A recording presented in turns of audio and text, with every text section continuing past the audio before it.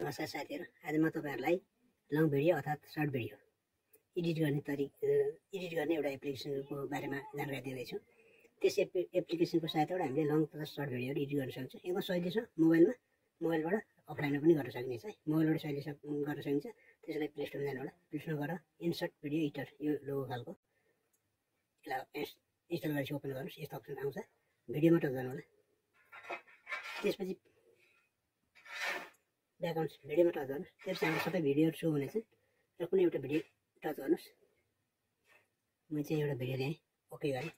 तल ओके गर्नु त। त्यसपछि अब यसलाई क्रपिङ गर्नु होला। यो क्रप भन्ने अप्सन छ हेर्नु त। यो क्रपमा टच गरेर यो 0.9 मा गर्नुस् र अलिकति तल ल्याउने। अलिकति तल ल्याउनुलाई यतिको राख्नु होला। ओके गरिदिनुस्। अब चाहिँ भिडियो यस्तो देखियो। त्यसपछि अब हामीले के गर्नुपर्छ, सबभन्दा पहिले देब्रेपट्टि हाल्छ क्यामेरा भन्ने लेखेको छ। यसमा साइज चुज गर्ने हो। हामीले अघि नै चुज गरिसक्यौँ। यसमा टच गरेपछि साइज कुन साइजमा राख्ने हो, ओके गरिदिनुस्, आइहाल्छ। त्यसपछि यहाँ म्युजिक भन्ने अप्सन छ, टच गर्नुस्। त्यसपछि म्युजिकमा टच गरेपछि यहाँ माई म्युजिक भन्ने छ, त्यहाँ टच गर्दा हामीले डाउनलोड गरेका म्युजिक हुनेछन्। हामीले ल्यापटप अथवा कम्प्युटरबाट युट्युब लगइन गरेर त्यसपछि फ्री म्युजिक लाइभ इफेक्ट भन्ने चाहिँ हामीले चाहिँ अन्य साउन्डहरू डाउनलोड गरेर राख्नुपर्ने हुन्छ अनलाइनबाट र अफलाइनमा चलाउन सकिनेछ। म ब्याकमा इफेक्टहरू, एनिमल साउन्ड, अन्य भोइस चेन्ज अथवा बर्डहरूको अथवा सोसियल आइकनहरू, वर्षा चट्याङहरू यस्तोहरूको चाहिँ साउन्डहरू छ।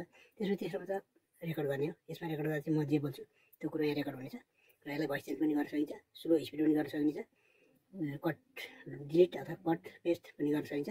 यो सबै अप्सन गर्न सकिन्छ। रेकर्ड गरेपछि ओके गरिदिन्छु। म रेकर्ड भइसक्यो। हामीले गरेको गरिदिनु होला। त्यसपछि र यो स्टिकरमा टच गर्नु। स्टिकरमा टच गरेपछि यहाँ देब्रे फेरि स्टिकर छ। त्यहाँबाट अन्य स्टिकरहरू पनि छन्।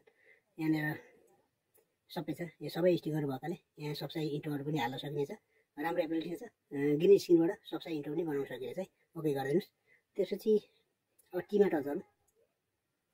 ओके गरिदिनु। त्यसपछि अब रह्यो यो टीमा टच गर्दा यो टेक्स्ट हो। यो फेरि यहाँ टीमा टच गर्नु। टीमा टच गरेर मैले नेम लेखेँ। नेम लेखेपछि मैले एनिमेसन दिएँ। कुनै एनिमेसन दिन सकिन्छ। टेक्स्टलाई रङ कलर चेन्ज गर्न सकिन्छ, स्पिड स्लो पनि गर्न सकिनेछ। ओके गरिदिनु होला।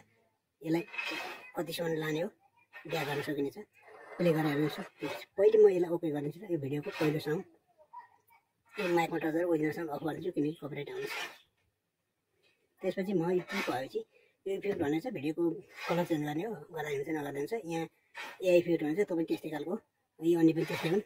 इफेक्टमा कुरा छ, फिल्टर पनि त्यस्तै खालको। अब र यहाँ पिआइपी भन्ने अप्सन छ हेर्नु।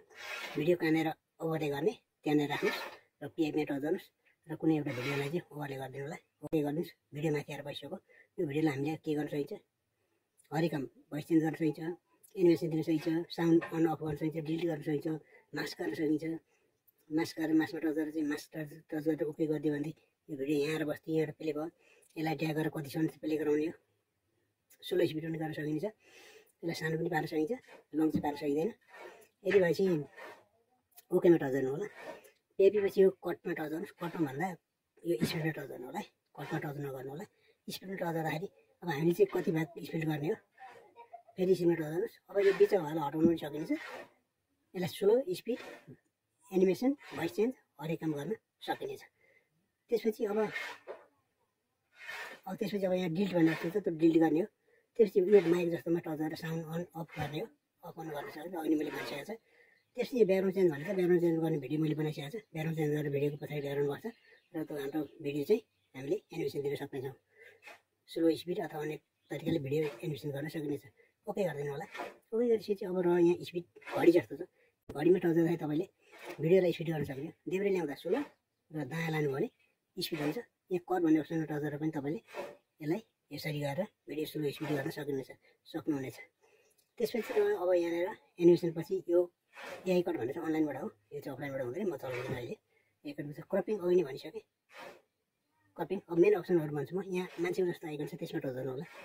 त्यसमा टच गरेपछि हामीले चाहिँ यहाँ कटआउट गर्न सकिन्छ ब्याकग्राउन्डको। जस्तो ब्याकग्राउन्ड हाल्यो भिडियोमा, भिडियो ब्याकग्राउन्ड पनि सकिन्छ। मैले भिडियो बनाएको छ, यो चाहिँ मैले फोटो ब्याकग्राउन्ड हाल्दा क्रोमाकीमा टच गरेर ग्रिन स्क्रिन पर्दा पछाडि राखेर भिडियो बनाएको भए क्रोमाकीमा टच गर्ने। यदि सादा भिडियो बनाएको छ भने एक कटआउटमा टच गरेर हामीले भिडियोको ब्याकग्राउन्ड चेन्ज गर्न सक्छौँ। मैले भिडियो बनाइसकेको छु। त्यसपछि मास्क मैले अघि नै भनिसकेँ, मास्क भइसक्यो। यो क्यापेसिटी भने चाहिँ यो चाहिँ भिडियोको ब्लर गर्ने हो, ब्लर अथवा डिम गर्ने अथवा ब्लर गर्ने। त्यसपछि यो रिप्लेस भने चाहिँ भिडियो चेन्ज गर्ने हो। यो रिप्लेसमा यहाँनिर हेर्नु त। त्यसपछि मान्छेको आइकन जस्तो छ, यहाँ चाहिँ भोइस इफेक्ट हो। हामीले अडियो रेकर्ड गऱ्यौँ नि अघि नै भोइस रेकर्ड हो, त्यो बेला चाहिँ हामीले यहाँ टचेर हामीले भोइस चेन्ज गर्न सक्छौँ। यदि रेकर्ड गरेको छैन भोइस चेन्ज गर्न सकिँदैन। ओरिजिनल साउन्ड छ भने गर्न सकिन्छ। ओरिजिनल साउन्ड यो भिडियोमा छ भने हामी सक्नेछौँ है। त्यसपछि यो रिप्लेस डुप्लिकेट भने चाहिँ यो चाहिँ कपी गर्ने दायाँपट्टि आउनेछ। रिप्लेस गर्दाखेरि यो डुप्लिकेट गर्दा दायाँपट्टि आउनेछ भने कपी गर्दा चाहिँ माथि बस्नेछ। त्यसपछि यहाँ रोटेट भने चाहिँ भिडियो घुमाउने हो, दायाँ बायाँ तल माथि कता लाने हो। फ्रिज भने चाहिँ क्लिप काटेर फोटो मात्रै स्टे हुन्छ, भिडियो प्ले हुँदैन। त्यसपछि रिभर्स भने चाहिँ रिभर्स भनेको चाहिँ भिडियोलाई अघि हिँडिरहेको छ मान्छे भने पछि हिँड्नै पार्ने हो, ब्याक आउने पार्ने, यस्तो खालको एकदम राम्रो एप्लिकेसन भएकोले यो एप्लिकेसन राम्रो छ। मोबाइलबाट चलाउनुको लागि इन्सर्ट भिडियो एडिटर इन्स्टल गरेर आजै तपाईँहरू भिडियो लङ तथा सर्ट भिडियो एडिट गर्न सक्ने हुन्छ। कस्तो भिडियो मनपर्छ लाइक गर्नु ल। साथै च्यानलमा पहिलोचोटि भिडियो हेर्दा चाहिँ च्यानल सब्सक्राइब गरेर नबिर्सनु ल। हस्त नमस्कार।